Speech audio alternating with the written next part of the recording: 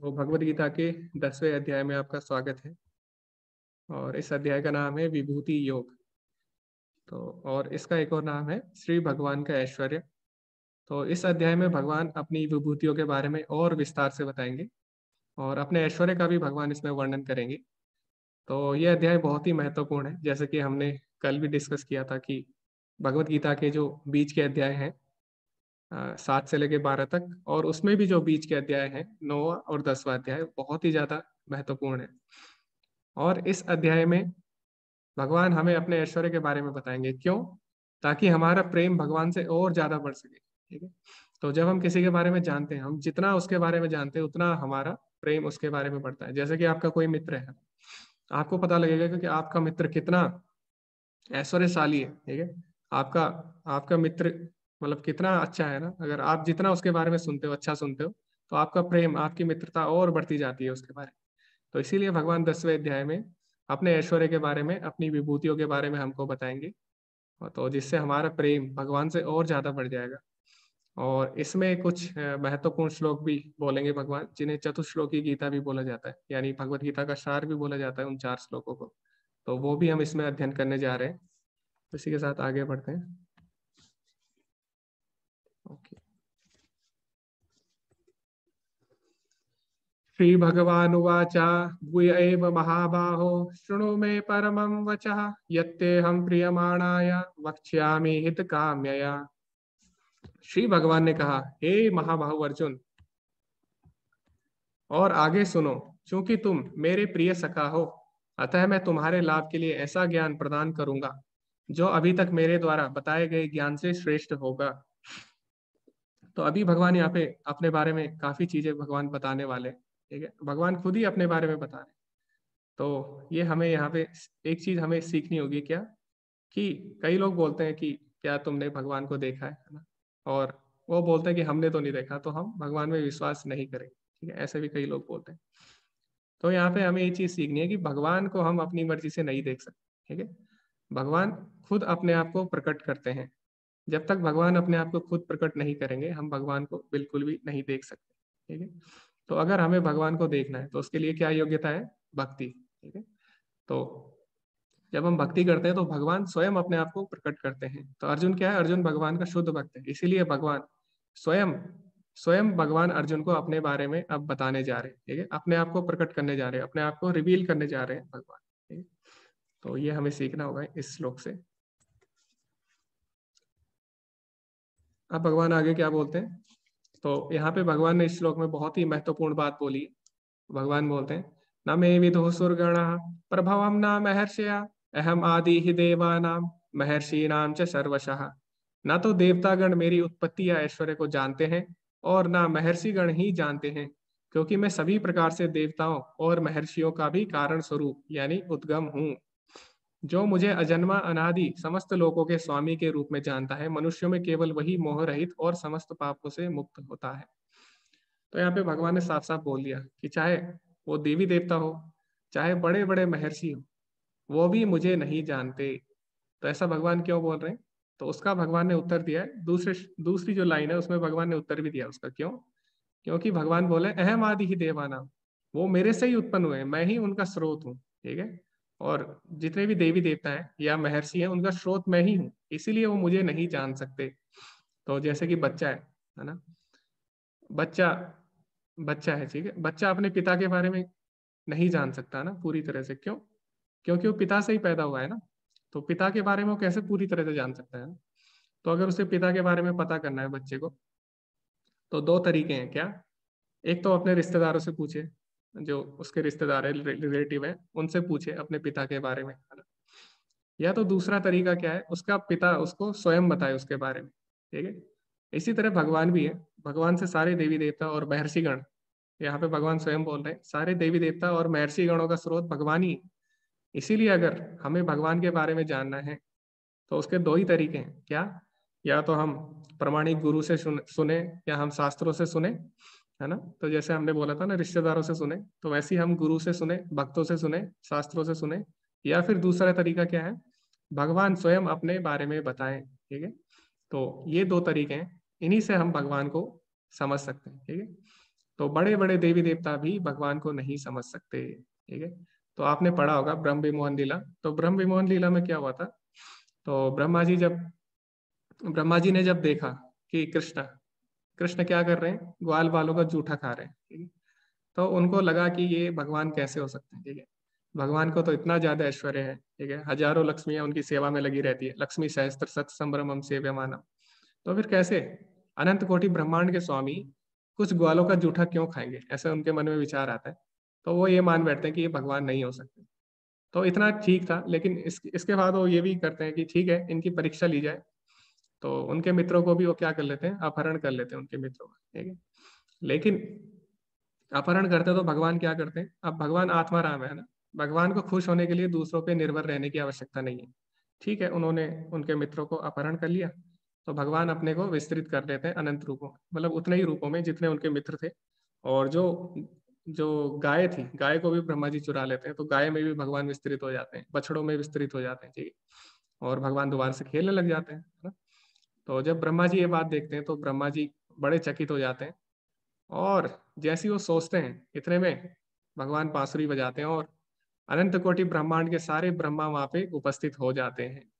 तो जो चतुर्मुखी ब्रह्मा है इस सृष्टि के, तो जब उन्हें पता लगता है कि मेरे अलावा और भी ब्रह्मा है, ठीक है, कोई 3 मुखों वाला है, कोई पंचमुखी ब्रह्मा है, कोई अष्टमुखी ब्रह्मा है, तो वो चकित रह जाते हैं। इस तरह उनका जो घमंड है वो टूट जाता है। ठीक है, तो इसीलिए भगवान बोले, चाहे वो इंद्रदेव हो, इंद्रदेव भी एक बार इसी तरह चकित रह जाते हैं। ठीक है, तो इंद्र भी मोहित हो जाते हैं। तो बड़े बड़े देवी देवता हो या महर्षि हो, वो भी भगवान की लीलाओं को नहीं समझ सकते, वो भी भगवान को नहीं जान सकते, वो भी चकित रह जाते हैं।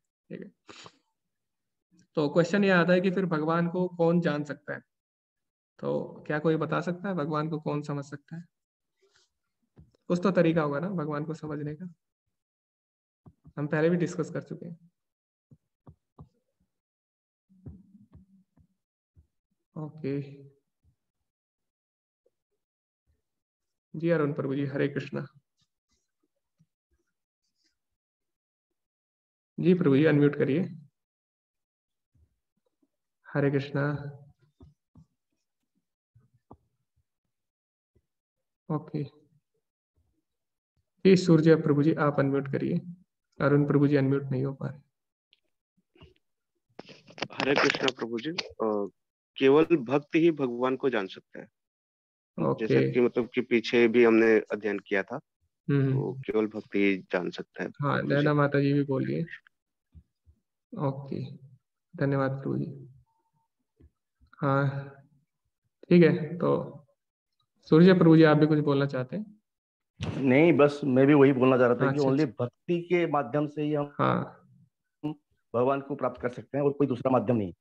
जी जी जी, बहुत ही अच्छे। हाँ, तो आप सब समझ चुके हैं लगभग, चैट में भी बहुत सारे लोग लिख रहे हैं। ओके। हाँ, प्रेम प्रभु जी बोल रहे हैं एक शुद्ध भक्त। तुषार प्रभु जी भी यही बोल रहे हैं, भक्ति के द्वारा। अरविंद प्रभु जी भी हाँ, स्वयं जिसको जानना चाहेंगे, लेकिन किसको प्रभु जी? भक्त को ना। ओके, और भक्तों से देव माल्या प्रभु जी भी यही बोल रहे हैं।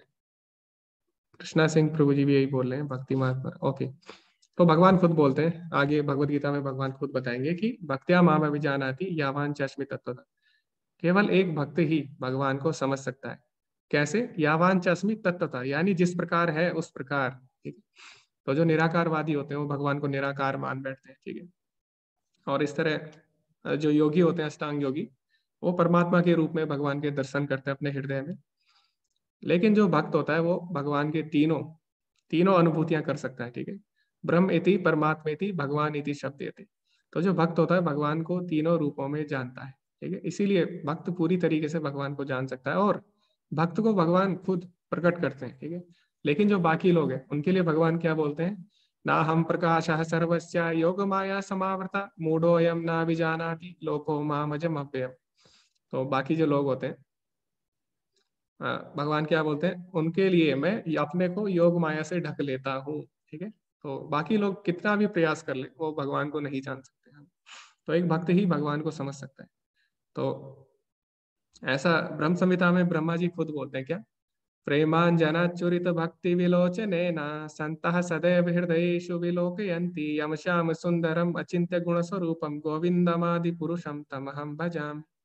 तो ब्रह्मा जी खुद बोल रहे हैं भगवान को हम कैसे हर क्षण देख सकते हैं, हर क्षण उनके दर्शन कैसे कर सकते हैं। प्रेमाञ्जनच्युरित भक्ति विलोचनेन, यानी प्रेम के काजल से और भक्ति की आंखों से हम भगवान के हमेशा दर्शन कर सकते हैं। ठीक है, कैसे, किस रूप में?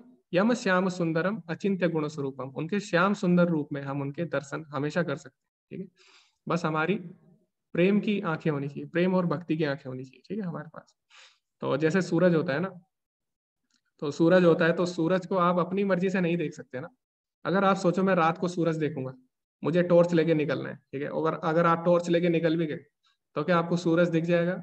नहीं दिखेगा ना। आप कितना भी प्रयास कर लो सूरज आपको दिखेगा ही नहीं रात को। इसी तरह लेकिन जब क्या होता है, जब सुबह होती है सूरज अपने आप अपनी मर्जी से प्रकट होता है, तभी आप उसे देख सकते हो। इसी तरह भगवान भी है। ठीक है, भगवान को अगर हम चैलेंज करें कि हम भगवान को देखना चाहते हैं तभी हम मानेंगे, ऐसा नहीं होगा। जब तक हम भक्ति नहीं करेंगे भगवान की, तब तक भगवान अपने आप को प्रकट नहीं करते। ठीक है, जैसे आप भक्ति करेंगे भगवान अपने आप को प्रकट भी करेंगे। ठीक है, उसके बाद आप उन्हें देख भी सकते हो, उनसे बात भी कर सकते हो। ठीक है, तो इस तरह है। तो यहाँ पे भगवान क्या बोलते हैं, मैं अजन्मा अनादि समस्त लोगों का स्वामी। ठीक है, जो मुझे इस रूप में जानता है वही केवल मोह रहित और समस्त पापों से मुक्त होता है। तो जब भगवान देवकी माता के गर्भ में थे तो जितने भी देवी देवता हैं सब उनकी स्तुति करने के लिए आते हैं। ठीक है, कि भगवान अब अपने आदि रूप में प्रकट होने वाले हैं। ठीक है, इस धराधाम पे। तो सारे देवी देवता क्या करते हैं, उनके इस जो श्याम सुंदर रूप है इसके लिए क्या करते हो, इसके लिए इस रूप में भगवान के दर्शन करना चाहते हैं और भगवान की स्तुति करते हैं। ठीक है, तो भगवान कैसे अजन्मे अनादि और समस्त लोगों के स्वामी हैं। ठीक है, तो ये हमें इससे समझ आता है। और भगवान का जो रूप है श्याम सुंदर रूप, तो भगवान आगे जाके भी बोलेंगे, 11वें अध्याय में भी बोलेंगे, देवः अप्यस्य रूपस्य नित्यः दर्शन कांक्षिणा, यानी जो जितने भी देवी देवता हैं वो इस श्याम सुंदर रूप के दर्शन के लिए हमेशा लालायित रहते हैं। अब आगे भगवान क्या बोलते हैं, महर्षिया सप्ता पूर्वे चत्वारो मनवस्तथा मद्भावा मानसा जाता येषां लोका इमा प्रजा। तो इसमें बोलते हैं भगवान सप्त ऋषिगण तथा उनसे भी पूर्व 4 अन्य महर्षि एवं सारे मनु, यानी मानव जाति के पूर्वज, सब मेरे मन से उत्पन्न होते हैं, यानी मेरी इच्छा से उत्पन्न होते हैं, और विभिन्न लोकों में निवास करने वाले सारे जीव उनसे अवतरित होते हैं। तो इसमें भगवान ने बताया कि जो सृष्टि का विकास कैसे होता है आरंभ में, तो आरंभ में पहले ब्रह्मा जी होते हैं। ठीक है, फिर 7 ऋषि होते हैं, सप्त ऋषि होते हैं। तो ये जो 7 ऋषि हैं ये हर मनवांतर में इनके नाम बदलते जाते हैं, इसीलिए आपको हर जगह अलग अलग देखने को मिल सकते हैं ये नाम थोड़े बहुत। तो हर मनवांतर में सप्त ऋषि अलग होते हैं थोड़े। और उसके बाद चतुष्कुमार होते हैं ब्रह्मा जी के। ठीक है, 4 जो पुत्र होते हैं। और फिर मनु, मनु से फिर क्या होती है, मानव जाति आरंभ होती है। और जो ऋषिगण है उनसे भी विभिन्न जातियां, सुर असुर और मानव जाति भी उनसे आरंभ होती है। ठीक है, तो चतुष्कुमार कौन से हैं, सनक सनंदन और सनातन और सनत कुमार, और इसी तरह सप्तऋषि भी हैं। तो लेकिन अब जो आधुनिक विज्ञान है वो क्या बोलता है, हाँ वो बोलता है कि हम लोग बंदरों से आए हैं ना, ऐसे बोलता हूँ। ठीक है, लेकिन भगवान बोलते नहीं, बंदरों से नहीं आए। ठीक है, हमारे पूर्वज कौन है, अगर आप देखें हमारे पूर्वज ऋषिगण है। ठीक है, हम लोग ऋषियों की संतानें हैं सब, जो यहाँ पे भगवान खुद ये बात बोलते हैं। और ऋषि कहाँ से आए, भगवान से।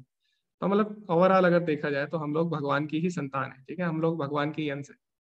तो प्रभुपाद जी ने एक किताब भी लिखी है इस पे, तो उसमें उन्होंने लिखा है लाइफ, मतलब उस पुस्तक का नाम है लाइफ कम्स फ्रॉम लाइफ। तो जीवन जीवन से आता है। ठीक है, जीवन पदार्थ से नहीं आता। तो अगर आपको इसके बारे में वैज्ञानिक रूप से जानना है और डिटेल में, तो आप उस किताब को पढ़ सकते हैं। ठीक है, ओके, अब भगवान आगे क्या बोल रहे हैं, एताम विभूतिम योगम च मम यो वेति तत्वतः सो विकल्पेन योगेन युञ्जते नात्र संशया। जो मेरे इस ऐश्वर्य तथा योग से पूर्णतया आश्वस्त है वह मेरी अनन्य भक्ति में तत्पर होता है, इसमें तनिक भी संदेह नहीं है। भगवान बोले इतना जो मैंने अभी तुमको बताया मेरे बारे में, जितना कुछ अभी तक मैंने बताया, जो व्यक्ति इस बारे में जान लेता है, इसका अनुभव कर लेता है, वो मेरी अनन्य भक्ति में तत्पर हो जाता है। और भगवान ये भी बोले इसमें कोई संशय नहीं है, यानी जो इतनी बात जान लेगा तो वो भक्ति करेगा ही करेगा, इसमें कोई भी संदेह नहीं है। तो आगे आगे जो श्लोक है, 4 श्लोक है, तो उन्हें भगवत गीता में चतुश्लोकी भी बोला गया है, चतुश्लोकी गीता बोलते हैं। तो ये जो 4 श्लोक है ये बहुत ही ज्यादा महत्वपूर्ण है। क्यों महत्वपूर्ण है? क्योंकि ये भगवान के बारे में बताते हैं पहले, और पहले श्लोक में भगवान के बारे में बताते हैं, दूसरे श्लोक में भगवान के भक्तों के बारे में बताते हैं, और फिर जो बाकी के श्लोक है उसमें भगवान किस तरह भक्तों की मदद करते हैं, किस तरह भगवान भक्तों पे दया करते हैं, उसके बारे में बताते हैं। इसीलिए इसको चतुश्लोकी गीता बोला गया है ना। तो इसमें हम पढ़ते हैं भगवान ऐसा क्या बोलते हैं। तो सबसे पहले भगवान पहले श्लोक में बोलते हैं चतुश्लोकी गीता के, अहम सर्वस्य प्रभवो मत्तः सर्वं प्रवर्तते इति मत्वा भजन्ते मां बुधा भाव समन्विता। तो भगवान क्या बोले, मैं समस्त आध्यात्मिक तथा भौतिक जगतों का कारण हूँ। अहम सर्वस्य प्रभवो, सर्वस्य मतलब सारे जितने भी आध्यात्मिक हो या भौतिक जगत, सबका कारण स्वरूप मैं हूँ। प्रत्येक वस्तु मुझसे ही उद्भूत होती है, मत्ता सर्वम प्रवर्तते। और जो बुद्धिमान यह भली भांति जानते हैं, जो ये बात जान लेते हैं, वे मेरी प्रेमा भक्ति में लगते हैं और हृदय से पूरी तरह मेरी पूजा में तत्पर होते हैं। ठीक है, तो जो ये बात जान लेता है तो भगवान की भक्ति में तत्पर हो जाता है। तो संसार में हम कोई भी चीज देखें, ठीक है, तो जैसे एक बच्चा होता है, बच्चा अगर घर पे आता है तो अगर वो खाना देखता है टेबल पे, तो उसके मन में तुरंत आता है कि ये खाना माँ ने बनाया होगा, है ना, ये खाना अपने आप प्रकट नहीं हुआ होगा। इसी तरह अगर कोई बुद्धिमान व्यक्ति है, अगर वो ध्यान से इस संसार को देखे, है ना, कितना सुंदर, और ना सिर्फ सुंदर बल्कि कितनी बुद्धिमानी से इसको बनाया गया है, तो अगर वो समझेगा इसका कारण स्वरूप कौन है, अगर उसको जानना चाहेगा, है ना, अगर वो ये बात समझ लेगा कि भगवान इसके कारण स्वरूप है, ठीक है, तो क्या करेगा, अपने आप ही वो भगवान से जुड़ जाएगा और भगवान की भक्ति भी करेगा। ठीक है, तो भगवान यही बोलते हैं, इति मत्वा भजन्ते माम बुधा भाव समन्वित। ठीक है, जो बुद्धिमान व्यक्ति है वो भगवान की भक्ति में लग जाएगा अगर वो ये बात जान लेगा। उसके बाद जैसे कि मैंने बताया था, पहले श्लोक में भगवान अपने बारे में बताते हैं, उसके बाद अभी भगवान बताएंगे अपने शुद्ध भक्तों के लक्षण। ठीक है, भगवान के शुद्ध भक्त कैसे होते हैं, उनके क्या लक्षण है, वो इस श्लोक में भगवान बताएंगे, और ये चतुश्लोकी गीता का दूसरा श्लोक है। तो इसमें भगवान क्या बोलते हैं, भगवान के भक्त क्या करते हैं, मच्चित्ता मद्गत प्राणा बोधयंता परस्परम कथयंतश्च माम नित्यम तुष्यन्ति च रमन्ति च। मेरे शुद्ध भक्त, उनके विचार मुझ में वास करते हैं, और वो क्या करते हैं, अपना जीवन मेरी सेवा में अर्पित करते हैं, और वे एक दूसरे को ज्ञान प्रदान करते हैं भगवान के बारे में, और भगवान के बारे में बातें करते हुए परम संतोष का आनंद का अनुभव करते हैं। तो भगवान क्या बोल रहे हैं, मत चित्ता, यानी उनके जो भक्त होते हैं उनका मन पूरी तरीके से भगवान में ही लगा रहता है। ठीक है, तो जैसे एक बाल्टी होती है ना, तो बाल्टी में पानी भरा रहता है, ठीक है, उसमें आप और पानी डालोगे तो नहीं भरेगी, है ना, इधर उधर फैल जाएगा। तो इसी तरह भक्तों का जो मन है उसमें भगवान के विचार भरे रहते हैं। ठीक है, उनको फिर सांसारिक चीजों में रुचि नहीं रहती, कितनी भी आप उनके साथ सांसारिक बातें कर लो उनके दिमाग में नहीं घुसती, वो हमेशा भगवान का चिंतन करते रहते हैं। ठीक है, तो इस तरह क्या करते हैं, वो सांसारिक चीजों से बच जाते हैं। उसके बाद दूसरा जो लक्षण है भगवान के भक्तों का, मदगत प्राणा, यानी भगवान के भक्त अपने प्राण ही भगवान पे न्यौछावर कर देते हैं। तो जो कर्म योगी है वो इंद्रियों से भगवान की सेवा करते हैं, और जो अष्टांग योगी है वो क्या करते हैं, वो अपने मन से, और जो ज्ञान योगी है वो अपनी बुद्धि से। लेकिन जो भक्त है, भक्त क्या करता है, भक्त अपना पूरा पूरा जीवन ही न्यौछावर कर देता है भगवान की सेवा के लिए। ठीक है, मदगत प्राणा, यानी अपने प्राण ही न्यौछावर कर देता है। तो ये इसीलिए भक्ति सबसे श्रेष्ठ बताई गई है। ठीक है, और भक्त भक्त तो पूरे प्राण ही लगा रहा है, भक्त इंद्रिया भी लगाता है, बुद्धि और मन, सारी चीजें, यहाँ तक कि प्राण भी लगा रहा है। ठीक है, तो और फिर उसके बाद भक्त के आगे क्या लक्षण है, बोधयंता परस्परम, यानी आपस में वो सांसारिक बातें नहीं करते भक्त। ठीक है, भक्त क्या करेंगे, हमेशा भगवान के बारे में बातें करते हैं और भगवान के बारे में ही दूसरों को बताते हैं। तो भक्ति ऐसी चीज है कि अगर आप भगवान के बारे में सुनते हो, श्रवणम, तो श्रवणम के बाद जो दूसरी अवस्था आती है उसमें क्या आता है, कीर्तनम। तो जैसे ही आपने भगवान के बारे में सुना तो आप अपने आप को रोक नहीं पाओगे। ठीक है, आप चाहोगे कि मैं किस तरह दूसरों को इसके बारे में बताऊं। ठीक है, जैसे कि आप कोई मूवी देखने जाते होंगे, आपको पसंद आती होगी, तो आप सबको बताते हो ना कि अरे ये मूवी कितनी अच्छी है, ठीक है, आपको भी देखनी चाहिए। तो ये तो सांसारिक चीज होगी। लेकिन भक्ति में क्या होता है, भक्त जब सुनता है भगवान के बारे में उसको इतना मधुर, इतना आनंद आता है कि वो क्या करता है, बोधयंता परस्परम, आपस में, ठीक है, एक दूसरे से बातें करते हैं, है ना, सबको भगवान के बारे में बताते हैं, ठीक है। तो यहाँ पे हम अभी देखेंगे, छोटी सी वीडियो भी देखेंगे। जैसे प्रभुपाद जी है, प्रभुपाद जी ने क्या किया, पूरे विश्व को भगवान के बारे में बताया, ठीक है, भगवान के नाम का क्या किया उन्होंने, प्रचार किया पूरे विश्व में, है ना। तो ये शुद्ध भक्तों के लक्षण है, ठीक है। उसके बाद क्या बोल रहे हैं, कथयंतश्च माम नित्यम, और ऐसा नहीं कि एक दिन करते हैं, 2 दिन करते हैं, कैसे करते हैं, नित्यम, हमेशा भगवान के बारे में ही बात करते हैं। और तुष्यंती चा रमंती चा, मतलब ऐसा नहीं है कि वो मजबूरी में कर रहे हैं, तुष्यंती चा रमंती चा, इसमें उन्हें संतोष मिल रहा है और आनंद का अनुभव भी आ रहा है, ठीक है। तो ऐसा मजबूरी में नहीं कर रहे हो भगवान के बारे में बात, इसमें उन्हें बहुत ज्यादा आनंद मिल रहा है, ठीक है। तो उनके आनंद की कोई सीमा ही नहीं है, इसीलिए वो क्या कर रहे हैं, हमेशा भगवान के बारे में बात कर रहे हैं और भगवान की कथा कर रहे हैं और सबको उसके बारे में बता रहे हैं, ठीक है। तो एक छोटा सा हम वीडियो देखेंगे।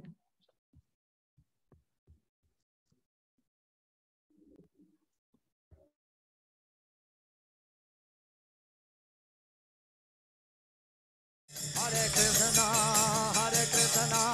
कृष्ण कृष्ण हरे हरे, हरे राम राम राम हरे हरे, हरे कृष्णा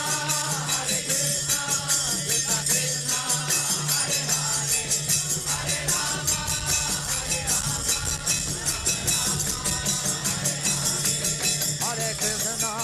हरे कृष्णा कृष्ण कृष्ण हरे हरे, हरे राम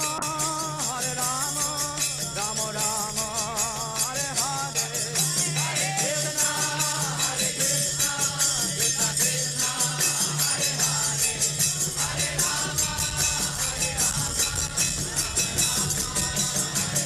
हरे, हरे राम हरे कृष्णा कृष्ण कृष्ण हरे हरे, हरे राम राम राम हरे हरे, हरे कृष्णा कृष्ण कृष्ण हरे हरे, हरे राम हरे कृष्णा कृष्ण कृष्ण हरे हरे, हरे राम राम राम हरे हरे, हरे कृष्णा कृष्ण कृष्ण हरे हरे, हरे राम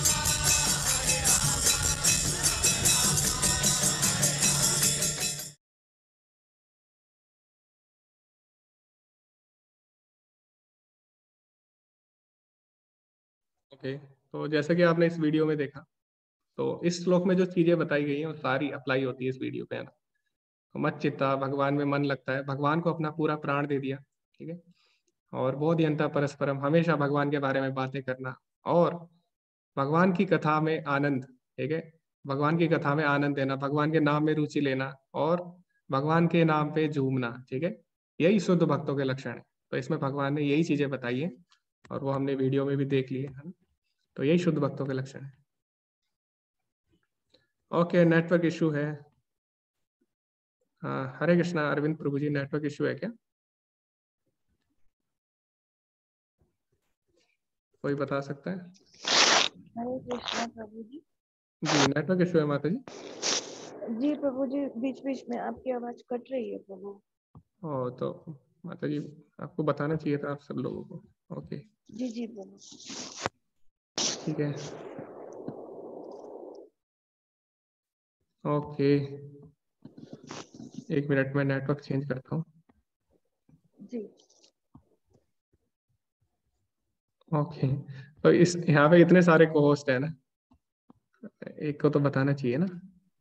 ठीक है, कोई बात नहीं।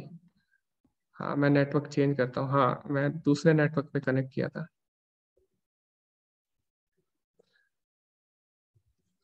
प्रभु जी आ रही थी आवाज, बीच में मंत्र भी आया था, महामंत्र। ओके, हाँ, अब शायद अब आवाज सही आएगी। अब मैंने दूसरे नेटवर्क से कनेक्ट कर लिया है।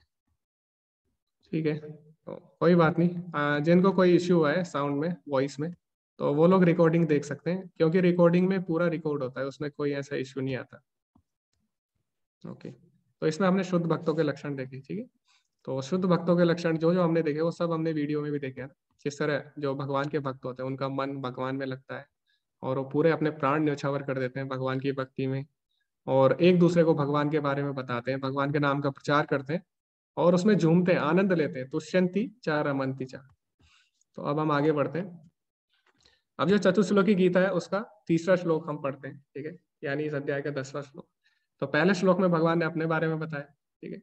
दूसरे श्लोक में भगवान ने अपने भक्तों के बारे में बताया, अपने शुद्ध भक्तों के लक्षण के बारे में बताया।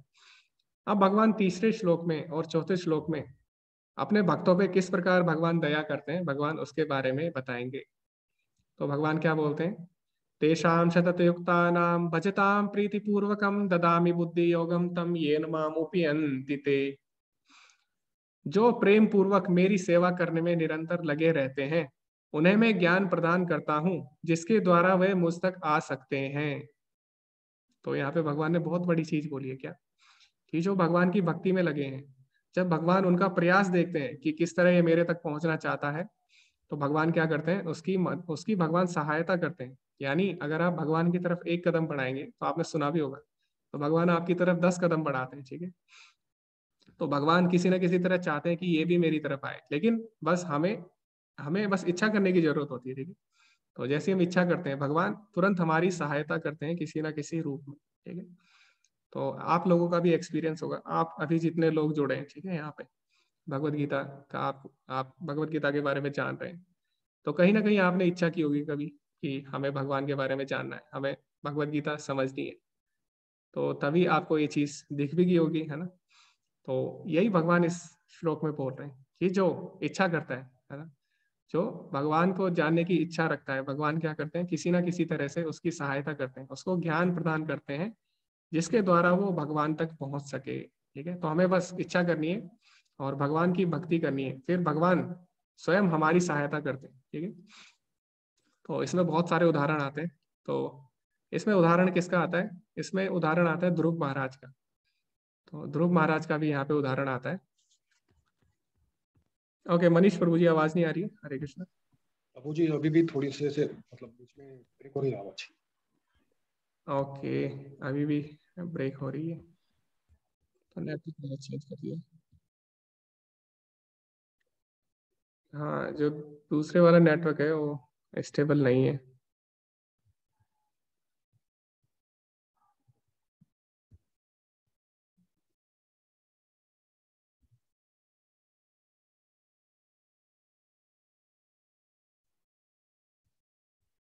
ओके, मैं कनेक्ट तो कर दिया हूँ दूसरे नेटवर्क पे, वो भी स्टेबल नहीं है। ओके, आप मुझे बता देना जब भी आवाज़ नहीं आएगी, और आप लोग रिकॉर्डिंग भी देख सकते हैं, ठीक है, अगर ज़्यादा इश्यू होगा तो। ओके, तो इसमें कहानी आती है ध्रुव महाराज की, है ना। तो ध्रुव महाराज क्या करते हैं, ध्रुव महाराज को जब हमने पहले भी ध्रुव महाराज की कहानी के बारे में थोड़ा सा डिस्कस किया, तो जब उनकी सौतेली माँ उनके साथ दुर्व्यवहार करती है, तो उनकी जो माता होती है, तो उनकी माता बोलती है कि अब भगवान ही तुम्हारी सहायता कर सकते हैं। तो ध्रुव महाराज उनसे बोलते हैं अपनी माता से कि भगवान मुझे कहाँ मिलेंगे। तो उनकी माता बोलती है जंगल में मिलेंगे भगवान, ठीक है, ऐसे बोल देती है बस। लेकिन अब ध्रुव छोटे बच्चे होते हैं, है ना। तो जैसे कि अभी जो ध्रुव है वो भी छोटे बच्चे हैं, तो ये जो दूसरे ध्रुव है ये भी छोटे बच्चे थे। तो इन्होंने बोला कि हाँ, तो माता बोल रही है तो यानी भगवान जंगल में ही होंगे। अब ये जंगल के लिए निकल पड़ते हैं ध्रुव। अब इन्हें भगवान के बारे में कुछ नहीं पता होता, ठीक है, भगवान क्या है कैसे हैं, बस इन्हें ये पता रहता है कि भगवान मेरी सहायता करेंगे, तो मुझे भगवान को ढूंढना है। भगवान कौन है क्या है कुछ नहीं पता। तो अब ये जंगल में जाते हैं, तो अब जंगल में ये जानवर को देखते हैं, ठीक है, पक्षियों को देखते हैं, इनको लगता है ये भगवान है। तो कभी किसी पक्षी के पीछे दौड़ते हैं, कभी किसी जानवर के पीछे दौड़ रहे हैं, है ना। इनको लगता है कि ये भगवान है।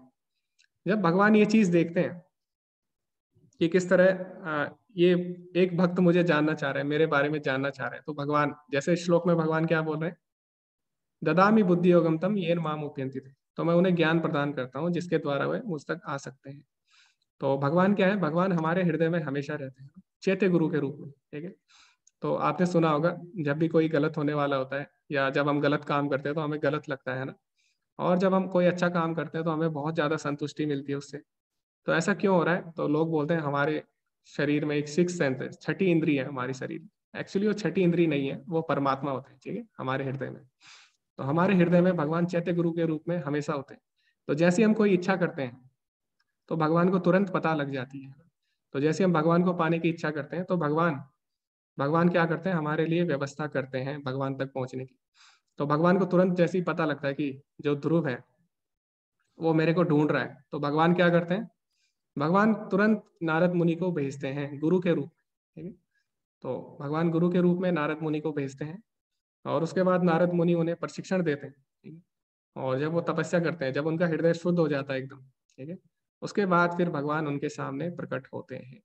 तो किसी ना किसी तरह से भगवान क्या करते हैं, जब हम भगवान की सेवा करते हैं, भगवान की भक्ति करते हैं, तो भगवान भी हमें ज्ञान प्रदान करते हैं जिससे हम भगवान तक पहुंच सकें।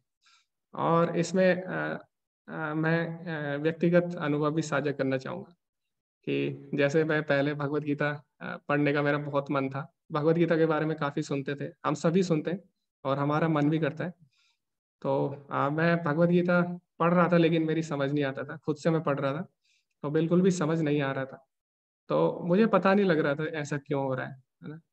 और सब चीज़ तो हम समझ लेते हैं, ठीक है, हम साइंस पढ़ रहे हैं वो भी समझ आ जाती है ना, हम लोग गणित पढ़ रहे हैं वो भी समझ आ रही है, लेकिन फिर भगवत गीता क्यों समझ नहीं आ रही। तो उसके बाद क्या हुआ, जब मैंने भी 18 डेज कोर्स ज्वाइन किया था लास्ट ईयर सितंबर में, तो जब माता जी हमें पढ़ाती थी, प्रेरणा माता जी, तो उन्होंने हमें यही बोला था कि आप क्या करो, एक राउंड चैंटिंग करो हरे कृष्ण महामंत्र। तो जब मैंने चैंटिंग किया हरे कृष्ण महामंत्र, जब करना स्टार्ट किया, तब जाके थोड़ा बहुत, मतलब पूरी तरह तो कोई समझ नहीं सकता, तब जाके थोड़ा बहुत समझ में आया, ठीक है, भगवत गीता का तात्पर्य थोड़ा बहुत समझ में आना आरंभ।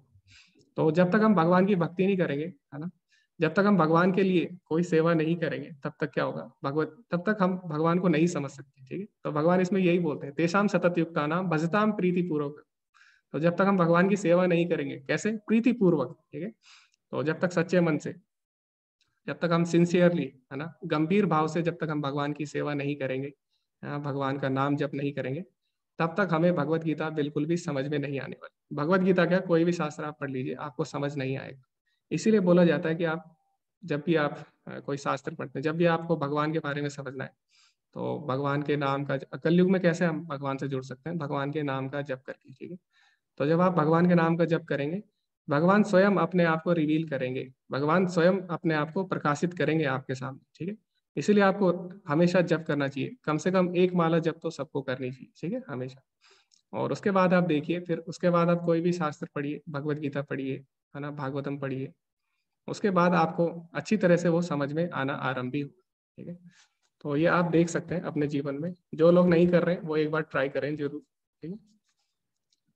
उसके बाद भगवान आगे क्या बोलते हैं, तो पहले श्लोक में भगवान ने अपने बारे में बता दिया, दूसरे श्लोक में अपने भक्तों के बारे में, फिर भगवान किस प्रकार भक्तों पे दया करते हैं, ठीक है, वो फिर 10वें और 11वें श्लोक में बताते हैं। तो 10वें श्लोक हमने कर लिया, अभी चतुश्लोकी गीता का लास्ट श्लोक है। इसमें भगवान क्या बोलते हैं, तेषामेवानुकंपार्थम अहम ज्ञानम जमातमः नाशयात्मा आत्मस्भावस्थो ज्ञान दीपेन भास्वता। मैं उन पर विशेष कृपा करने के हेतु उनके हृदयों में वास करते हुए ज्ञान के प्रकाशमान दीपक के द्वारा अज्ञान जन्य अंधकार को दूर करता हूँ। तो मैंने बताया था ना, भगवान हमारे हृदय में चैत्य गुरु के रूप में हमेशा उपस्थित रहते हैं। तो भगवान क्या करते हैं, जब गुरु की कृपा हमारे ऊपर होती है, ठीक है, तो जो भौतिक ज्ञान है, भौतिक ज्ञान क्या है, भौतिक ज्ञान आप पैसे दे के सीख सकते हो ना, आप पैसे दो, ट्यूशन पढ़ो, ठीक है, वहां पे आप जाओ और आप सीख सकते हो पैसे दे के।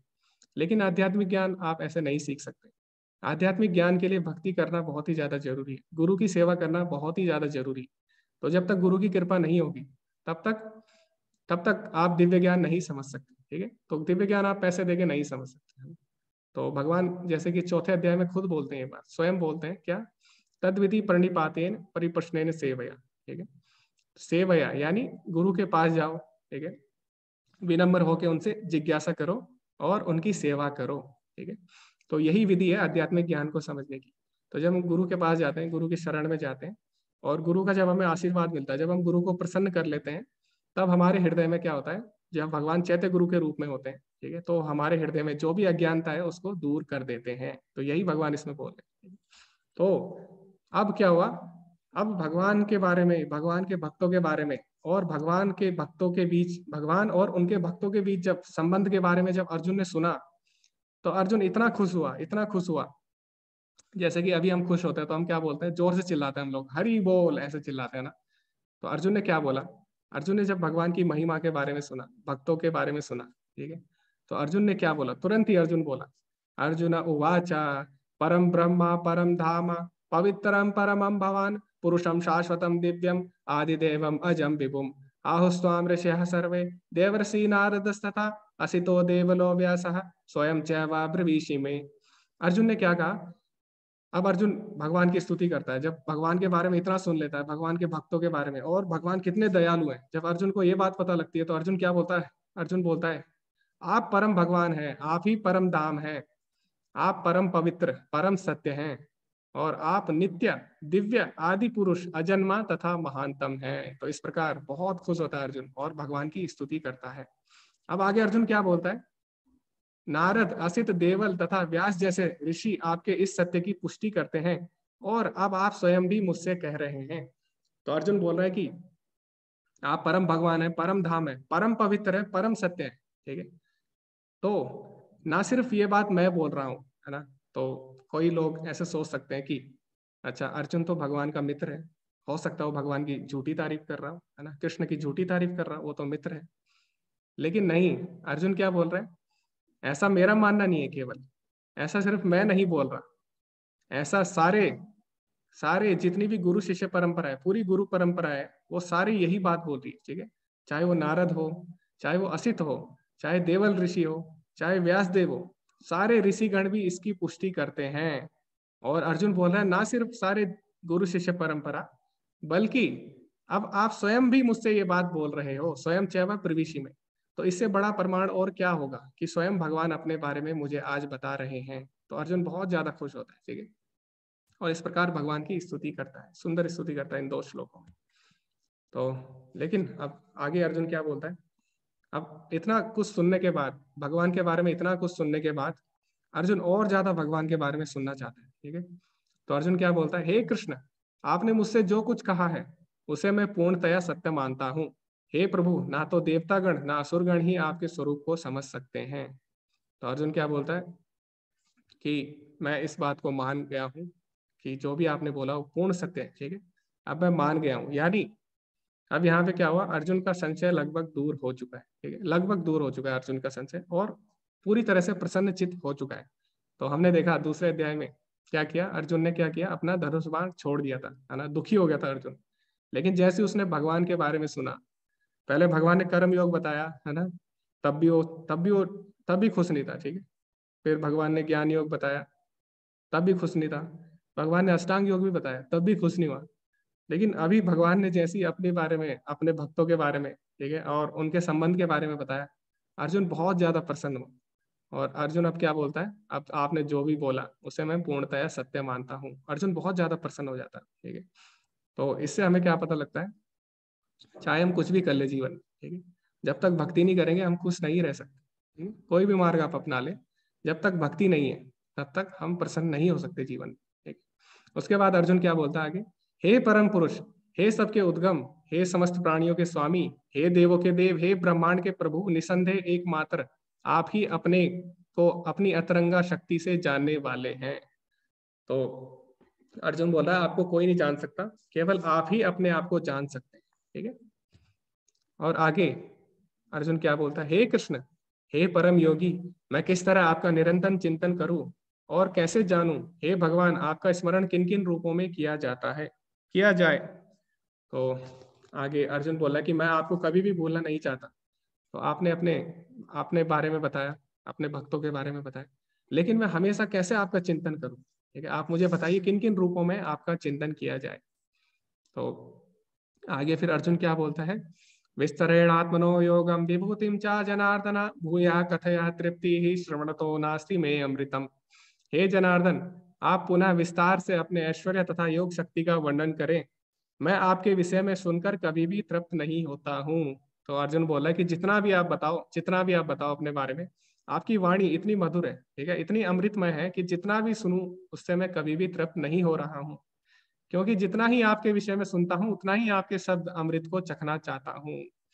तो भगवान की वाणी, भगवान की जब महिमा सुनता है, भगवान के भक्तों की महिमा सुनता है और उनके आपस में क्या संबंध है उसके बारे में जब अर्जुन सुनता है, अर्जुन को बहुत ज्यादा अमृत जैसा लगता है, ठीक है। और अर्जुन बोला कि आप मुझे और बताइए अपने बारे में, मैं और इस अमृत को चखना चाहता हूँ। तो इस तरह अर्जुन बोलता है। तो आगे हम देखेंगे इस अध्याय में, तो आगे भगवान अपनी विभूतियों के बारे में बताते हैं, ठीक है। तो अर्जुन भगवान से निवेदन करता है कि आप अपने ऐश्वर्य के बारे में मुझे बताएं, ठीक है। तो पहली बात हमें ये समझनी होगी कि भगवान का ऐश्वर्य असीम है। भगवान के ऐश्वर्य को हम नहीं समझ सकते, भगवान अपने ऐश्वर्य को हमें बता नहीं सकते, भगवान का ऐश्वर्य इतना ज्यादा है और ना ही हम समझ पाएंगे।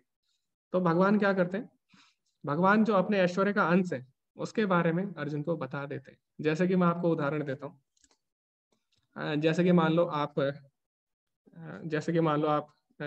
दुबई जाते हैं, ठीक, और आप दुबई जाते हैं, वहाँ पे आप बुर्ज खलीफा देखते हो, या फिर आप कहीं भी जाते हो वहाँ पे आप बड़ी बिल्डिंग देखते हो। आप मान लीजिए आप गाँव में आ जाते हो ना, तो गाँव में आप आ जाते हो एक गाँव में, वहाँ पे इंटरनेट वगैरह कुछ नहीं है, ठीक है, और वहाँ पे किसी को पता नहीं बिल्डिंग के बारे में, बिल्डिंग क्या होती है। और आप उनको बताओगे कि मैंने एक चीज देखी है, एक घर देखा है, बहुत बड़ा घर, ठीक है, और जिसे बिल्डिंग बोलते हैं, है ना। और वो बोलेगा कि अच्छा, तो कैसा होता है, कितना बड़ा है, ठीक है। तो आप क्या करोगे, आप अब बता नहीं सकते ना कितना बड़ा है, ठीक है। तो आप क्या करोगे, वहां पे जो सबसे बड़ी चीज है उससे आप तुलना कर दोगे, है ना। मान लो वहां पे कोई बड़ा पेड़ है, बहुत बड़ा, तो आप बोलोगे ये पेड़ है ना इतना बड़ा है, ठीक है। तो इसी तरह भगवान क्या करेंगे, भगवान का ऐश्वर्य अनंत है, लेकिन भगवान उसके अंश किस तरह हम उसको समझ सकते हैं, है ना, किस तरह हम उसकी तुलना कर सकते हैं, तुलनात्मक रूप से भगवान क्या करते हैं यहाँ पे अपने ऐश्वर्य के बारे में बताते हैं, ठीक है। तो अभी हम भगवान के ऐश्वर्य के बारे में पढ़ेंगे। तो भगवान के ऐश्वर्य और विभूति के बारे में हम लोग पढ़ेंगे, ठीक है। तो भगवान क्या बोलते हैं सबसे पहले, तो समस्त आदित्यों में मैं क्या हूँ, विष्णु। तो जो आदित्य है उनके 12 पुत्र थे, है ना, और उसमें वामन देव भी एक थे, ठीक है। तो वामन देव कौन है, विष्णु है ना। तो भगवान बोल रहे हैं आदित्यों में मैं क्या हूँ, विष्णु हूँ, ठीक है। उसके बाद भगवान क्या बोल रहे हैं कि नक्षत्रों में मैं चंद्र हूँ। तो जो नक्षत्र है आसमान में, जितने भी आप सितारे देखते हैं, ठीक है, जितने भी नक्षत्र आप देखते हैं, उनमें क्या है, अगर चांद नहीं है आसमान में तो अंधकार छा जाएगा, है ना। लेकिन अगर नक्षत्र ना हो, किसी दिन नक्षत्र का प्रकाश ना भी आए, अगर चांद है आसमान में, पूरी तरह से चांद है, तो क्या होगा, पूरी रात में क्या होगा, प्रकाश हो जाता है ना, उजाला हो जाता है, ठीक है। तो चांद नक्षत्रों में सबसे ज्यादा श्रेष्ठ माना गया, ठीक है। इसीलिए भगवान बोले नक्षत्रों में मैं चांद हूँ, ठीक है। मेरा ऐश्वर्य कैसा है, जैसे नक्षत्रों में चांद, आदित्यों में विष्णु, और वेदों में सामवेद। तो जो सामवेद है उसमें सुंदर सुंदर स्तुतियां हैं, ठीक है। सामवेद में सुंदर सुंदर ऋचाएं हैं। तो इसीलिए भगवान बोल रहे हैं वेदों में मैं सामवेद हूँ, देवताओं में मैं इंद्र हूँ। तो हमें पता है देवताओं में, देवताओं का राजा कौन है, इंद्र, ठीक है। तो भगवान बोले मेरा ऐश्वर्य कैसा है, जैसे देवताओं में इंद्र का ऐश्वर्य है, ठीक है। तो भगवान तुलना कर रहे हैं, हालांकि भगवान का ऐश्वर्य इंद्र से कई ज्यादा बड़ा है, लेकिन हमको समझाने के लिए भगवान तुलना कर रहे हैं देवताओं में इंद्र, ठीक है। उसके बाद भगवान बोल रहे हैं इंद्रियों में मन। तो हमें पता है सारी इंद्रियां, हमारी जो इंद्रियां हैं उनको कौन नियंत्रित करता है, मन, है ना। तो मन इंद्रियों को नियंत्रित करता है, ठीक है। तो मन इंद्रियों को नियंत्रित करता है, इसीलिए इसी तरह भगवान बोले कि इंद्रियों में मैं मन हूं, मैं भी सब संसार को नियंत्रित कर रहा हूँ, ठीक है। और जीवित प्राणियों में मैं जीवन शक्ति हूँ। और जो 11 रुद्र हैं, ठीक है, वेदों में 11 रुद्र बताए गए हैं, उसमें से मैं कौन हूँ, शिव। तो हमें पता है शिव सबसे ज्यादा श्रेष्ठ है ना। तो रुद्रों में भगवान बोले मैं शिव हूँ। उसके बाद भगवान बोले यक्ष और राक्षसों में मैं कुबेर हूँ, ठीक है। और पुजारियों में मैं बृहस्पति हूँ। तो हमें पता है बृहस्पति कौन है, देवताओं के गुरु है, ठीक है, उनका अलग ही स्थान है।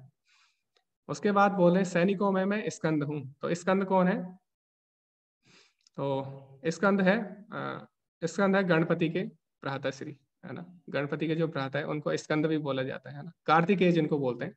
तो जो सैनिक है वो देवताओं के सैनिक में सबसे श्रेष्ठ सैनिक माने जाते हैं, ठीक है, कार्तिकेय। तो भगवान बोले सैनिकों में मैं कार्तिकेय यानी स्कंद हूँ।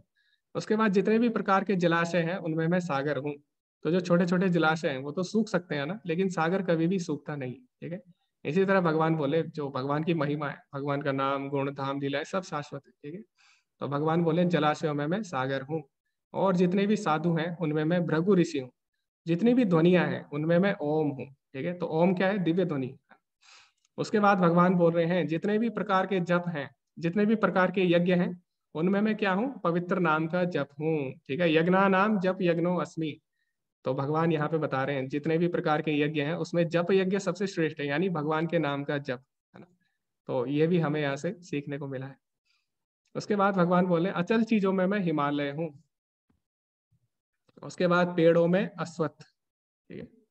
और आगे बोलते हैं देवताओं के ऋषियों में मैं नारद हूँ। तो नारद क्या है? भगवान के शुद्ध भक्त, ठीक है, और उन्हें देव ऋषि भी बोला जाता है। उसके बाद गंधर्वों में मैं चित्ररथ हूँ। तो जो चित्ररथ नाम का गंधर्व है वो जो संगीत कला है, नृत्य कला, उसमें बहुत ज्यादा निपुण है, ठीक है। तो इस प्रकार भगवान अपने ऐश्वर्य के बारे में बता रहे हैं। उसके बाद भगवान बोले हाथियों में मैं अहिरावत हूँ, ठीक है। तो अहिरावत हाथी किसका हाथी है? इंद्र का हाथी है, और उसका ऐश्वर्य भी अलग ही है ना, वो साधारण हाथी जैसा नहीं है, ठीक है। उसके बाद आगे भगवान क्या बोले? पुरुषों में मैं सम्राट हूँ, हथियारों में, शस्त्रों में मैं वज्र हूँ, गायों में मैं सुरभि गाय हूँ। तो जो सुरभि गाय है वो कैसी है? वो अनंत मात्रा में दूध दे सकती है, ठीक है। तो वो गाय यहाँ पे नहीं पाई जाती, वो गाय भगवान के धाम में ही पाई जाती है। तो ब्रह्म संहिता में भी उसके बारे में आता है, सुरभि गाय के बारे में। तो उसमें ब्रह्मा जी क्या बोलते हैं? ब्रह्मा जी खुद बोलते हैं, है ना, कि ब्रह्मा जी बोलते हैं लक्ष्मी सहस्त्र शत संभ्रमम से भगवानम गोविंदम आदि पुरुषम तम हम भजामि, है ना। चिंतामणि प्रकर सदमसु कल्प वृक्षा लक्षावृतेषु सुरभि रवि पालयंतम। तो उसमें सुरभि गाय का वर्णन आता है जब ब्रह्मा जी भगवान के धाम के बारे में बताते हैं। तो वहां पे जो गाय है वो कैसी है? सुरभि गाय है, ठीक है, जो अनंत मात्रा में दूध दे सकती है। उसके बाद भगवान बता रहे हैं सांपों में मैं वासुकी सांप हूँ, है ना। उसके बाद नागों में मैं अनंत शेष हूँ, ठीक है, और कानून के रक्षकों में मैं यमराज हूँ। तो जो हमारा धरती का कानून है, ठीक है, संसार का कानून है, वो किसी को माफ भी कर सकता है ना, और उसे पता भी नहीं होगा, लोग गलत काम कर भी रहे हैं लेकिन यहाँ पे कानून को पता भी नहीं है। लेकिन जो यमराज है उसे सबके बारे में पता है ना। तो सबसे बड़ा कानून किसका? यमराज का। तो भगवान बोल रहे हैं कानून के रक्षकों में मैं यमराज हूँ, दैत्य और दानवों में मैं प्रहलाद हूँ। तो प्रहलाद क्या है? प्रहलाद दैत्यों में थे लेकिन वो भगवान के शुद्ध भक्त हैं, ठीक है? और भगवान आगे क्या बोल रहे हैं? वश में करने वालों में मैं समय हूँ। तो समय के वश में सारे हैं, ठीक है, समय को कोई भी वश में नहीं कर सकता। तो इसीलिए भगवान बोल रहे हैं वश में करने वालों में मैं समय हूँ। उसके बाद भगवान क्या बोल रहे हैं? जानवरों में मैं सिंह हूँ। तो हम देखते हैं जितने भी जानवर है तो उसमें शेर को क्या बोला जाता है? जंगल का राजा बोला जाता है। तो शेर का ऐश्वर्य अलग ही है ना। तो इसमें भगवान ने बोला जानवरों में मैं सिंह हूँ। इसका मतलब ये नहीं है कि आप जंगल गए और आप क्या करें, आपको शेर दिखा और आप शेर के पास चले गए और आप बोले कि भगवान ने तो बोला था मैं जानवर में शेर हूँ, और आपने धूप बत्ती निकाली और आप शेर के आगे धूप बत्ती करने लग गई, है ना। ऐसा नहीं है, ठीक है, शेर आपको खा जाएगा ना। तो भगवान का कहने का मतलब ये नहीं है कि मैं जानवरों में शेर हूं तो मतलब आप शेर की ही पूजा करने लग जाए, ऐसा नहीं है, ठीक है। भगवान अपने ऐश्वर्य के बारे में यहाँ पे वर्णन कर रहे हैं, ठीक है। तो आप इसको लिटरली यानी इसका ज्यों का त्यों मतलब मत निकालिए, ठीक। तो भगवान बोले पक्षियों में मैं गरुड़ हूँ। उसके बाद शोधक, जितने भी शुद्ध करने वाली चीजें हैं उनमें मैं वायु हूँ। और मछलियों में मैं शार्क हूँ। दोबारा यहाँ पे सेम चीज, ठीक है, भगवान बोले मछलियों में मैं शार्क हूँ। इसका मतलब ये नहीं है कि आप शार्क के आगे चले जाए हाथ जोड़ के ना, ऐसा नहीं है, ठीक है। भगवान अपने यहाँ पे ऐश्वर्य के बारे में बता रहे हैं, अपनी शक्तियों के बारे में बता रहे हैं, अपनी विभूतियों के बारे में बता रहे हैं, ठीक है। तो अब बहती नदियों में मैं गंगा हूँ। तो हमें पता है गंगा सबसे ज्यादा पवित्र है ना।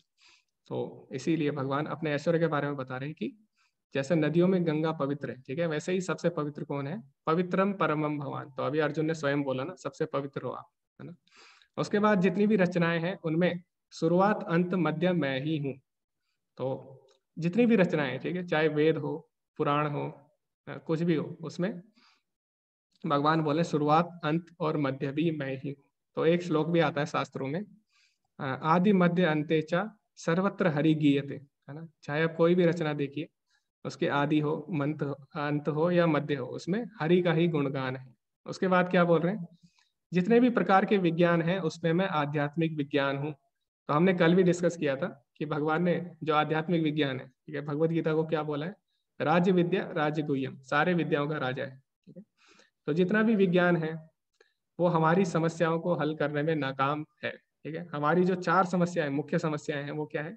जन्म मृत्यु जरा व्याधि, जिससे कोई नहीं बच सकता है ना, और जो सबको आनी है, और जो कोई चाहता नहीं है। जन्म मृत्यु जरा यानी बुढ़ापा कोई नहीं चाहता, और व्याधि बीमारी कोई नहीं चाहता, है ना। तो कोई नहीं चाहता, लेकिन क्या क्या विज्ञान इसको दूर कर सकता है? नहीं, इसको केवल आध्यात्मिक विज्ञान ही दूर कर सकता है। इसीलिए भगवान बोले जितने प्रकार के विज्ञान है उसमें जो आध्यात्मिक विज्ञान है वो सबसे श्रेष्ठ हो, ठीक है। तो वो मैं हूँ। जितने भी तर्क हैं उनमें सम्यक सत्य यानी निर्णायक सत्य मैं हूँ, और जितने भी अक्षर हैं उसमें मैं आ यानी ए हूँ, ठीक है। आ, तो आप देखें जितने भी अक्षर है उसमें आ जरूर आएगा, है ना। जैसे कि आप ओम भी बोलते हो तो ओम, आ ओ मा, है ना, ओम। और जो भी नाम आप ले उसमें आ तो जरूर आता है, आ के बिना कोई भी अक्षर नहीं बन सकता, ठीक है। तो इसीलिए भगवान बोले मेरे बिना कोई भी सृष्टि नहीं हो सकती, मेरे बिना किसी का अस्तित्व नहीं, है ना। तो भगवान इसमें ये बताना चाह रहे हैं। उसके बाद जितने भी प्रकार के निर्माता है उसमें मैं ब्रह्मा हूँ। तो आप देखोगे जिसने फोन बनाया, ठीक है, जिसने मोबाइल बनाया, आप उसकी कितनी तारीफ करते हो ना, कि कितना दिमाग रहा होगा जिसने मोबाइल बनाया। या जिसने कंप्यूटर बनाया, आप सोचते हो कितना दिमाग रहा होगा जिसने कंप्यूटर बनाया, है ना। या फिर जिसने रेल बनाई, ट्रेन बनाई, आपको लगता है कि कितनी अच्छी चीजें बनाई है ना। लेकिन सबसे अच्छी चीज किसने बनाई है? ब्रह्मा जी ने। ब्रह्मा जी ने तो उसको बनाया जिसने ट्रेन बनाई, ठीक है। उसके जो शरीर की रचना किसने की है? ब्रह्मा जी ने किया ना। तो सबसे अच्छा निर्माता जिसने सृष्टि बनाई है वो सबसे अच्छा निर्माता है। तो आप देखें जो सृष्टि है कितनी अच्छी तरीके से बनी है, तो वो किसने बनाई है? ब्रह्मा जी ने बनाई है, भगवान की प्रेरणा से। तो भगवान बोल रहे हैं क्या? कि जितने भी प्रकार के निर्माता है उसमें मैं ब्रह्मा हूँ, ठीक है। तो ब्रह्मा जी सबसे श्रेष्ठ निर्माता है, ठीक है? उसके बाद कई लोग बोलते हैं कि भगवत गीता में क्या महिलाओं के बारे में भी कुछ है? तो ऐसा लोग पूछते हैं, ठीक है। खासकर जो फेमिनिस्ट टाइप के लोग होते हैं वो लोग ऐसा पूछते हैं कि भगवत गीता में महिलाओं के बारे में क्या दिया गया। वैसे भगवत गीता जो है वो सबके लिए, ठीक है, सारे जीवों के लिए।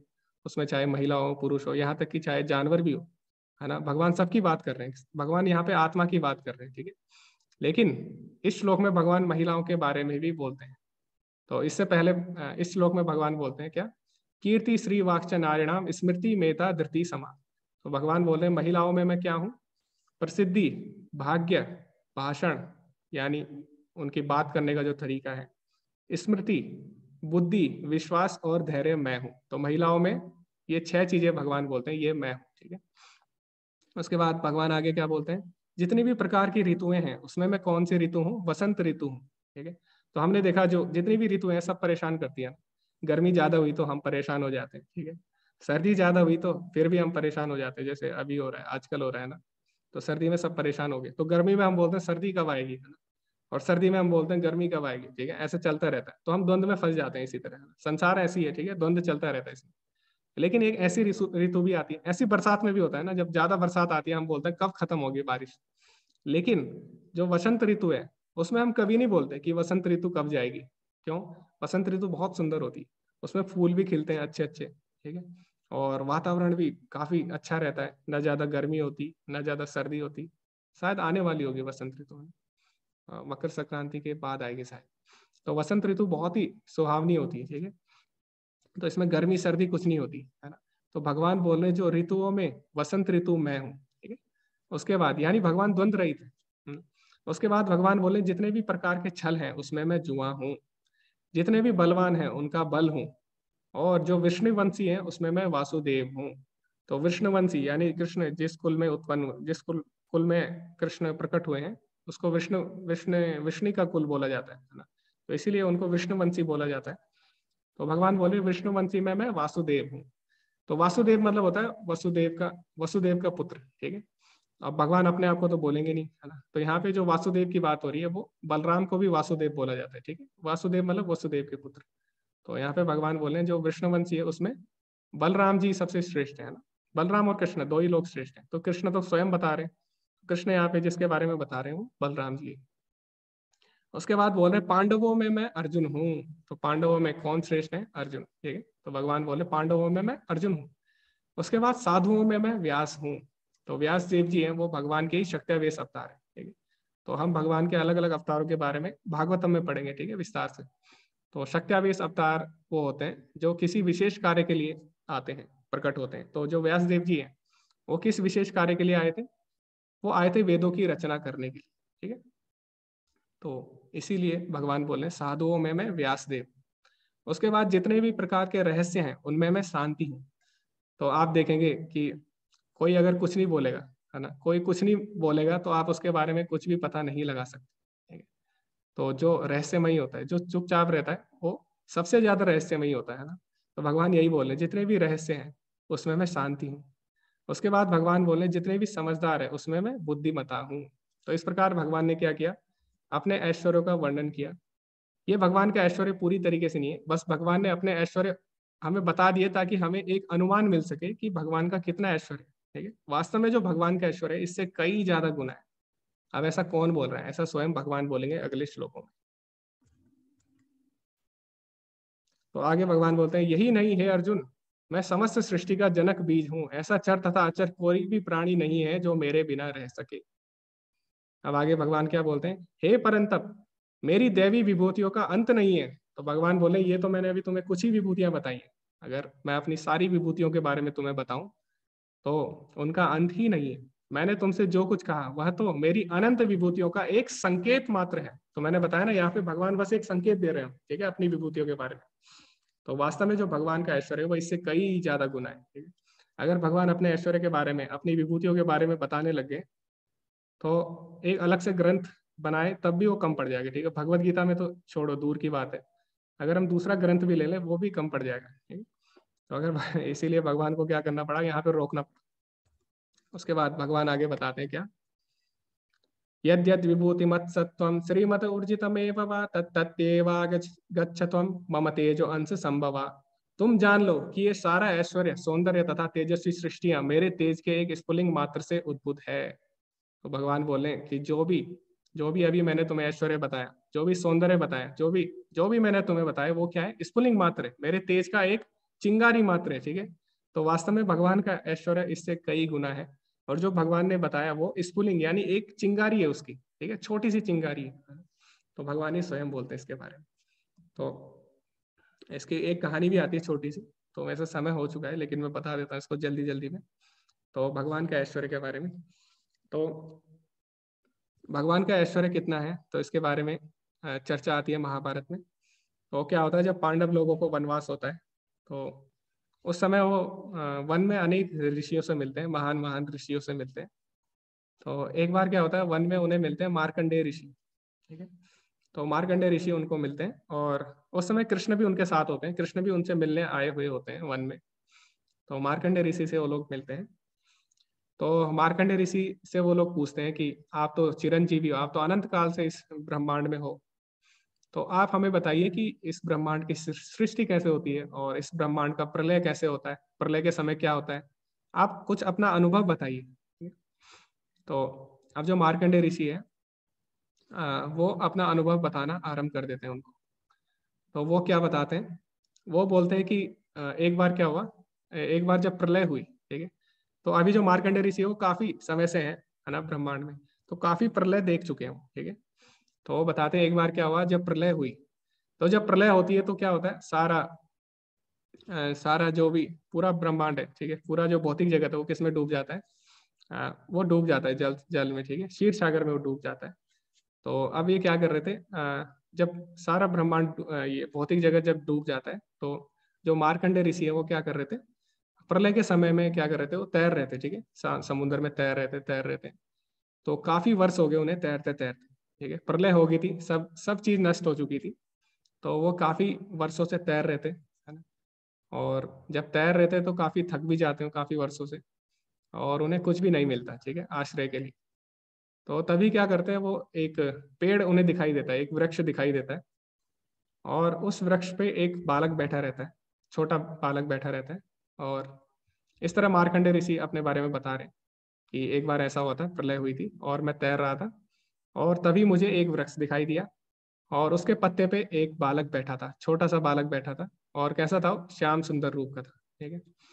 और जब वो ऐसा कहानी बता रहे थे तो वो क्या कर रहे थे, कृष्ण की तरफ देख रहे थे ऐसे, और कृष्ण की तरफ देखते हुए मुस्कुरा रहे थे, ठीक है। तो ऐसे कृष्ण की तरफ इशारे करते हैं कि एक बालक था, श्याम सुंदर रूप का था। और फिर बताते हैं आगे कि अब मैं सोच रहा था कि ये बालक यहाँ पे कैसे आ गए, क्योंकि प्रलय में तो सब नष्ट हो जाता है, ठीक है। तो जैसे ही मैं इतना सोच ही रहा था कि उस बालक ने क्या बोला, उस बालक ने बोला, हे मार्कंडे, और तुम थक गए हो काफी वर्षों से तैरते तैरते, तो तुम क्या करो, मेरा हाथ पकड़ो और ऊपर आ जाओ। तो मार्कंडे ऋषि फिर सोचने लग जाते हैं कि अरे मैं तो इतना बड़ा ऋषि हूँ, ठीक है, और मेरे पास इतनी शक्तियां हैं कि मैं प्रलय में भी नष्ट नहीं हुआ हूँ, और मैं एक छोटे बच्चे से क्यों सहायता लूँ, ठीक है। ऐसे मार्कंडे ऋषि अपने मन में सोचते हैं कि मैं एक छोटे से बच्चे से क्यों सहायता लूँ, ठीक है। तो इतना वो सोच ही रहे होते हैं कि कृष्ण क्या करते हैं, और बच्चा, छोटा बच्चा सांस लेता अंदर, और मार्कंडे ऋषि उनके पेट में चले जाते हैं, ठीक है। अब उनके पेट में जब मार्कंडे ऋषि चले जाते हैं तो मार्कंडे ऋषि क्या बोलते हैं कि उस बच्चे के पेट में मैंने देखा वहां पे एक अलग ही सृष्टि, ठीक है, और वहां पे प्रलय नहीं है, वहां पे जो सृष्टि है वहां पे सब चीज सही है, आनंद से है, और सब चीज सही चल रही है, और मैंने कुछ समय वहां पे बिताया। और फिर क्या हुआ, कुछ समय बाद जैसे उस बच्चे ने सांस बाहर ली और मैं बाहर आ गया, तब तक जो बाहर की सृष्टि है वहां पे भी प्रलय खत्म हो चुका था, समाप्त हो चुका था। तो इतना जब वो सुना रहे थे तो बार बार कृष्ण की तरफ देख रहे थे। तो लास्ट में वो बोलते हैं कि वो बच्चा, वो श्याम सुंदर जो था बालक, वो कोई और नहीं, वो स्वयं कृष्णा ही थे, ठीक है, ऐसा बोलते हैं फिर मार्कंडे ऋषि लास्ट में। तो जैसे ही पांडव लोग ये सुनते हैं भगवान की महिमा के बारे में, तो तुरंत सारे के सारे भगवान को दंडवत कर देते हैं, ठीक है। तो अष्टांग अष्टांग दंडवत प्रणाम कर देते हैं, ठीक है, सारे के सारे।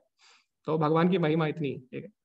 तो भगवान का जो रूप है, भगवान का जो धाम है, भगवान का जो नाम है, भगवान की जो लीला है, सारी की सारी शाश्वत है, ठीक है। उनका कोई भी अंत नहीं है, भगवान के ऐश्वर्य का कोई भी अंत नहीं, ठीक है। तो भगवान जैसे इस अध्याय में बता रहे हैं, वही मार्कंडे ऋषि भी उस ऐश्वर्य का वर्णन करते हैं भगवान के, ठीक है। तो आगे हम पढ़ते हैं। आगे भगवान इस अध्याय के अंतिम श्लोक में क्या बोलते हैं, अथवा बहुने तेन किम ज्ञातेन तवार्जुना विष्टव्याहमिदं कृतस्नम एकांशेन स्थितो जगत। किंतु हे अर्जुन, इस सारे विशद ज्ञान की आवश्यकता क्या है, मैं तो अपने एक अंश मात्र से संपूर्ण ब्रह्मांड में व्याप्त होकर इसको धारण करता हूँ। तो भगवान बोले, हे अर्जुन, तुम्हें इतने विस्तार से जानने की क्या आवश्यकता है, ये तो मैं तो एक अपने अंश मात्र से ही पूरे विश्व को चला सकता हूँ। मेरा जो ऐश्वर्य है, मेरा जो तेज है, ठीक है, मैं, मेरी जो शक्ति है, उसके एक अंश मात्र से ही मैं पूरे ब्रह्मांड में व्याप्त हो सकता हूँ, ठीक है। तो तुम्हें मेरे बारे में इतने जानने की क्या आवश्यकता है, ठीक है। तो इसी के साथ भगवान क्या करते हैं, ये अध्याय समाप्त कर देते हैं। तो हमें जानना वास्तव में असली जो मालिक है इस संसार का, वो कौन है, भगवान है, ठीक है। वही सारे ऐश्वर्य से पूर्ण है, षड ऐश्वर्य से पूर्ण है।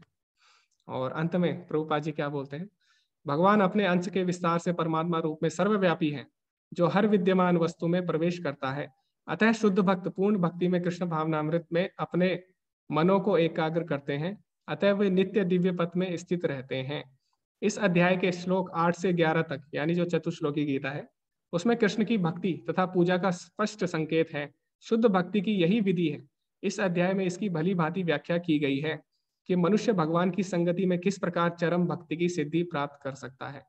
तो इस अध्याय में हमने काफी चीजें हमें सीखने को मिली, तो उसको हम एक बार उसका सारांश देखते हैं। तो पहले कृष्ण बताते हैं कि क्या कृष्ण ही सभी चीजों के स्रोत हैं। तो भगवान क्या बोलते हैं, अहम आदि ही देवानाम महर्षि नाम च सर्वश्रेष्ठ। उसके बाद भगवान चतुश्लोकी गीता के बारे में बताते हैं, 8 से लेकर 11 तक जो श्लोक है, ठीक है, उसमें भगवान पहले अपने बारे में बताते हैं, फिर अपने भक्तों के बारे में बताते हैं, फिर लास्ट के जो 2 श्लोक है उसमें उनके संबंध के बारे में बताते हैं, किस प्रकार भगवान उन पर करुणा करते हैं। उसके बाद भगवान आगे क्या बताते हैं, अर्जुन ने कृष्ण के सर्वोच्च पद को स्वीकार किया।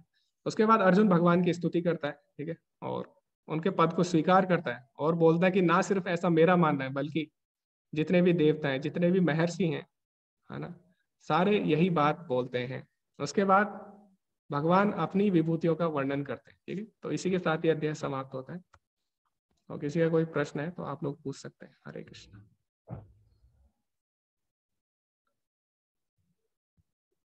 ओके, चैट में काफी क्वेश्चन आए। नेटवर्क प्रॉब्लम, अच्छा ये मुझे लगा क्वेश्चन है, ठीक है।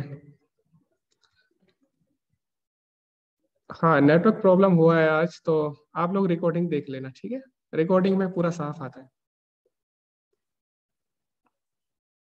सूर्य प्रभु जी बोल रहे हैं कि भागवत कथा में उनको रुचि है और भगवान के जानने की कोशिश करते हैं। क्या मैं जिनकी वीडियो देखता हूँ उन्हें गुरु मान सकता हूँ? गुरु मानने से प्रभु जी पता नहीं आप किसकी वीडियो देखते हैं। हाँ, अगर वो प्रामाणिक संप्रदाय में आते हैं तो आप उनको गुरु मान सकते हैं।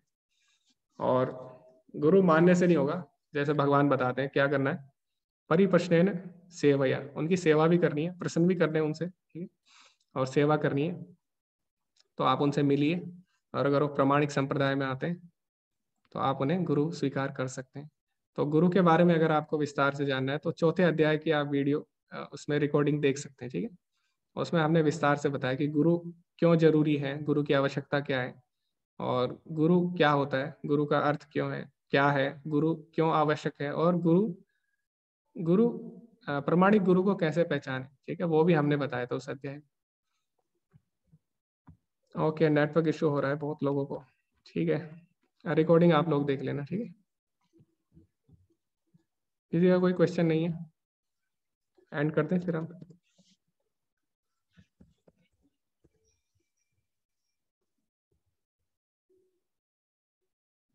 ओके, ठीक है, तो हम वैष्णव प्रणाम मंत्र करते हैं, उसी के साथ हम एंड करते हैं, अगर किसी का कोई क्वेश्चन नहीं है तो। ओके, विभूति का मतलब उन्हें हम किस तरह अनुभव कर सकते हैं, अलग अलग अलग अलग अनुभव हम किस प्रकार अलग अलग तरीके से भगवान को अनुभव कर सकते हैं, ठीक, एक्सपीरियंस कर सकते हैं हम किस प्रकार भगवान को। हरे कृष्णा सपना माता जी।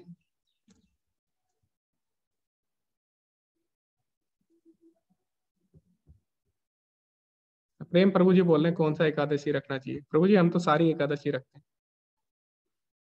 कृष्ण पक्ष हो या शुक्ल पक्ष हो, दोनों रखते हैं। जी सपना माता जी आप बोलिए, आपकी आवाज नहीं आ रही है मुझे। हरे कृष्ण। हरे कृष्ण प्रभु जी। जी माता जी।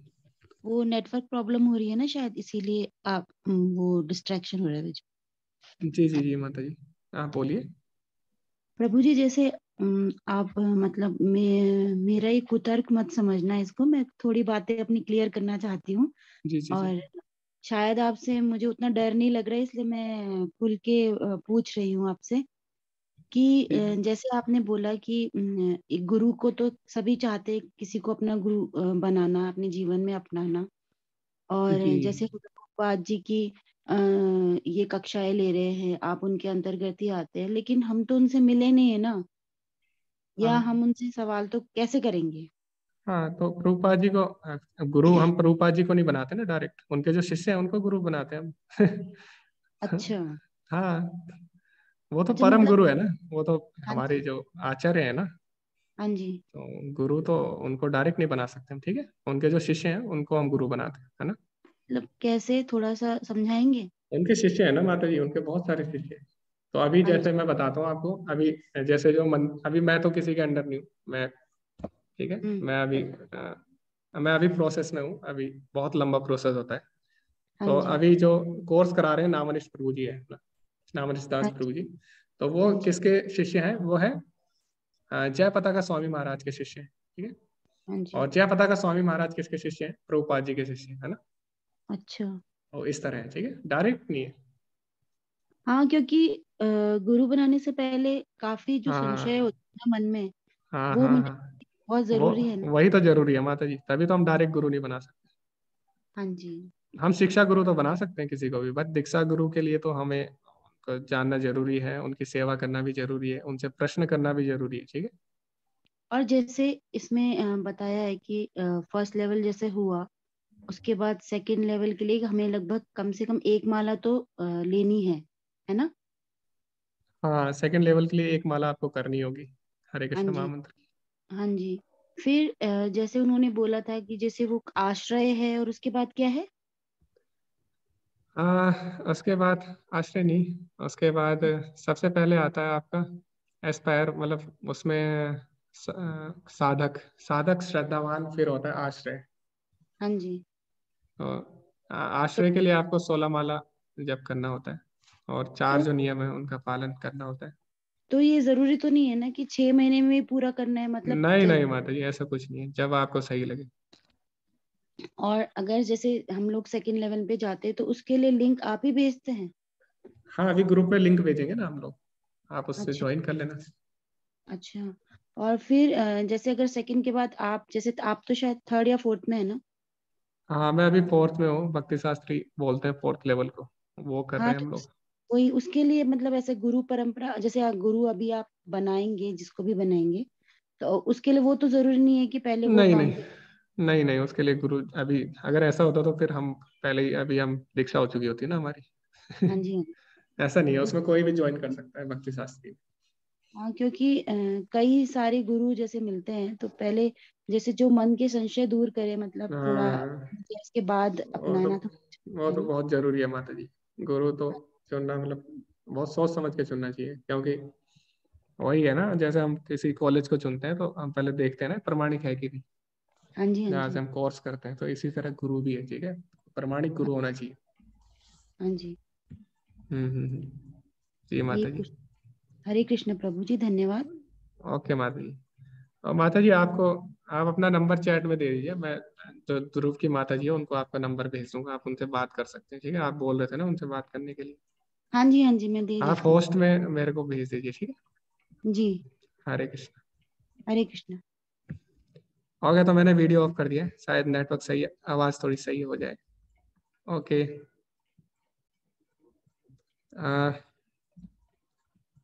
जी माता जी, आपका नंबर आ चुका है, सेव सेव हो जाएगा। ओके, सुमेधा माता जी बोल रही है, उनको बहुत अच्छा लगता है सुबह सुबह भगवत गीता सुनना। जी माता जी, बहुत ही अच्छा। ओके, तुषार प्रभु जी बोल रहे हैं कि स्पिरिचुअलिटी और मटेरियलिस्टिक लाइफ कैसे बैलेंस करें। तो बैलेंस कैसे करना है प्रभु जी, आप क्या करिए ना, जैसे हम लोग क्या करते हैं, अभी स्टूडेंट हैं हम लोग, मैं स्टूडेंट हूँ और बहुत सारे लोग स्टूडेंट हैं। तो हम क्या करते हैं, जो भी स्पिरिचुअल एक्टिविटी है वो हम सुबह ही खत्म कर देते हैं, मतलब ब्रेकफास्ट से पहले हम लोग खत्म कर देते हैं। जैसे कि भगवत गीता पढ़ना और हरे कृष्ण महामंत्र का जप करना, मंगल आरती करना, ये सब सुबह ही हो जाते हैं, ठीक है। 8 बजे से पहले आप कर लोगे आराम से, अगर आप जल्दी उठ जाते हो, 4 बजे भी अगर आप उठते हो तो 8 बजे या फिर मैक्सिमम 9 बजे तक आप कर लोगे सारी चीज। उसके बाद आपका जो काम है, जो भी आप करते हो, अगर आप कुछ भी आप कार्य करते हो, अगर आप स्टूडेंट है, अगर आप टीचर हैं, वैसे स्टूडेंट तो कोई नहीं होगा, ये एडल्ट वाला ग्रुप है, तो अगर आप टीचर हैं या फिर अगर आप ऑफिस में काम करते हैं, उसके बाद आप अपना कार्य करिए, और बीच बीच में आपको फ्री टाइम मिले तो आप छोटी छोटी किताबें पढ़ लीजिए, प्रभुपाद जी की जो आती है स्पिरिचुअलिटी की, तो आप पढ़ सकते हैं, ठीक है। तो इस तरह आप बैलेंस कर सकते हैं दोनों। हरे कृष्ण प्रभु जी। हरे कृष्णा मंत्रिता। प्रभु जी, मैं बस आप एंड में अगर एंड जैसे आपका वैष्णव प्रणाम मंत्र करिएगा, वैष्णव प्रणाम मंत्र कर दीजिएगा, क्योंकि मेरे को आज युवा दिवस है, स्वामी विवेकानंद जी की जयंती है, तो एक जगह युवा दिवस पे कार्यक्रम में जाना है, जी जी जी, आप जाइए जाइए जाइए, कोई दिक्कत नहीं है। इसलिए। ओके ओके ओके, ठीक है, कोई बात नहीं, आप जा सकते जी प्रभु जी। हैं। हरे कृष्णा। ओके, पूजा माता जी बोल रही है वो 1 साल से 16 से 32 माला करती है। हाँ, भगवत गीता भी सुन रही है, मंगल आरती भी डेली कर रही है, हरि बोल, बहुत ही अच्छा माता जी। आजकल बहुत मुश्किल है 16 से ऊपर जाना, 16 माला करने में लोगों को 16 साल लग जाते हैं, लेकिन आप इतनी जल्दी आगे बढ़ गए भक्ति में। ओके, तो अभी चैट में लोगों के क्वेश्चन खत्म हो चुके हैं, अभी हम जिनके हैंड रेज है उनसे पूछते हैं। हरे कृष्णा मनोज प्रभु जी। हरे कृष्ण प्रभु जी। जी प्रभु प्रभु जी। जी, जैसे आपने 20 अध्याय में बताया कि चतुश्लोकीय गीता, तो इसके अलावा मैंने जैसे राम गीता और ये अष्टावक्र गीता के बारे में सुना, वो कौन सी गीता है प्रभु जी? जी प्रभु जी, ऐसी बहुत सारी गीताएं हैं, और लेकिन भगवत गीता पे हम लोग ज्यादा ध्यान देते हैं, क्योंकि भगवत गीता जो है वो सारे जितने भी संप्रदाय हैं, ठीक है, जितने भी संप्रदाय हैं प्रमाणिक, सब में भगवत गीता गुरु शिष्य परंपरा में चली आ रही है ना। भगवत गीता जो है वो गुरु शिष्य परंपरा में चली आ रही है, ठीक है। तो जितने भी बड़े बड़े वेदांतिस्ट हो, जैसे कि शंकराचार्य जी भी हो, उन्होंने भी यही बोला है, एकम शास्त्रम देवकी पुत्र गीतम। अगर कोई एक शास्त्र है पढ़ने लायक तो वो क्या है, भगवत गीता है, ठीक है। तो इसीलिए हम भगवत गीता पे ज्यादा ध्यान देते हैं। हाँ, बाकी और सारी गीताएं भी हो सकती है, उसको आप पढ़ सकते हैं, इसमें कोई बुरी बात भी नहीं है, और सबसे पहले हमारा फोकस होना चाहिए भगवत गीता, ठीक है। ऐसे बहुत सारी गीताएं हैं ऐसी, इसमें कोई बड़ी बात नहीं है। जैसे कि आप अगर भागवतम पढ़ेंगे ना, भागवतम में एक रुद्र गीता भी है। जी। हाँ, तो ऐसा ऐसा कुछ नहीं है कि खाली यही है, गीता बहुत सारी हो सकती है, लेकिन भगवत गीता मतलब भगवान की गीता, भगवान का गीत, ये भगवान की है, ठीक है, स्वयं भगवान ने बोली है, और इसीलिए इसका विशेष महत्व है। सारे जितने भी आचार्य हुए महान महान, चाहे शंकराचार्य हो, मध्वाचार्य हो, वल्लभाचार्य हो, ठीक है, चैतन्य महाप्रभु हो, सब ने भगवत गीता पे बहुत ज्यादा जोर दिया। सब ने बोला कि पहले भगवत गीता पढ़ो, यही सारे वेदों का सार है। जिन लोगों ने वेदों का अच्छे से अध्ययन किया उन्होंने यही बोला है कि भगवत गीता पढ़ लो, इसलिए हम भगवत गीता पे ध्यान देते हैं। ठीक है प्रभु जी। ठीक है, हरे बाकी कृष्ण। हाँ, हरे कृष्ण। बाकी और भी गीता है, लेकिन उनपे हमारे आचार्यों ने इतना फोकस नहीं किया है। हमारे क्या, किसी भी आचार्यों ने उनपे इतना फोकस नहीं किया है। तो भगवत गीता से ही हमें क्या होता है, सारे अपने जीवन का उद्देश्य, मतलब सब चीज हमें पता लग गई है ना। तो इतना पता लगने के बाद फिर जाके, पहली बात, इसके बाद दूसरी चीज की आवश्यकता ही नहीं रह जाती है ना। फिर भी अगर कोई ज्यादा रुचि रखता है तो पढ़ सकता है, लेकिन पहले भगवत गीता उसको समझनी चाहिए अच्छे से। हरे कृष्णा सुवेदा माता जी। सुवेदा माता जी को अच्छा लगता है सुबह सुबह भगवत गीता सुनना। जी माता जी अनम्यूट करिए। हरे कृष्णा।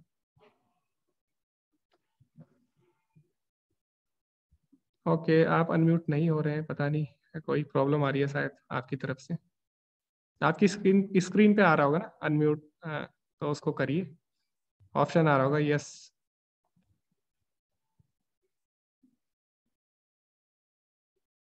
ओके, माता जी अनम्यूट नहीं कर पा रही है। शुभम प्रभु जी हरे कृष्णा। शुभम प्रभु जी से हम पूछते हरे कृष्ण प्रभु जी। हैं। जी प्रभु जी। प्रभु जी, जैसे हमारे अंदर आत्मा और परमात्मा दोनों रहते हैं, उनका अंश रहता है, तो वैसे जैसे बाकी प्राणी है, जैसे कि शेर हो गया, गाय हो हाँ गई, हाँ तो इन या फिर पेड़ हो गए, उनके अंदर भी रहता है क्या? हाँ हाँ हाँ, भगवान बोलते हैं ना भगवद गीता में, सर्वस्य चाहम हृदय सन्निविष्टो, मैं समस्त प्राणियों के हृदय में रहता हूँ। ठीक है, अब भगवान यहाँ पे ये नहीं बोल रहे कि खाली मनुष्यों के हृदय में रहता हूँ या इसके जानवरों के, भगवान सबकी बात, भगवान जो भगवत गीता में जो चीजें बोल रहे हैं सबके लिए अप्लाई होती है, सारी जीवात्माओं के लिए अप्लाई होती है, चाहे वो मनुष्य हो, जानवर हो, पेड़ पौधे हो। ठीक है, ओके, हरे कृष्ण प्रभु जी। ओके, हरे कृष्णा। धन्यवाद, बहुत ही अच्छा क्वेश्चन था। सुमेधा माता जी आप अनम्यूट नहीं हो रहे हैं, पता नहीं क्या प्रॉब्लम आ रही है। हरे कृष्णा।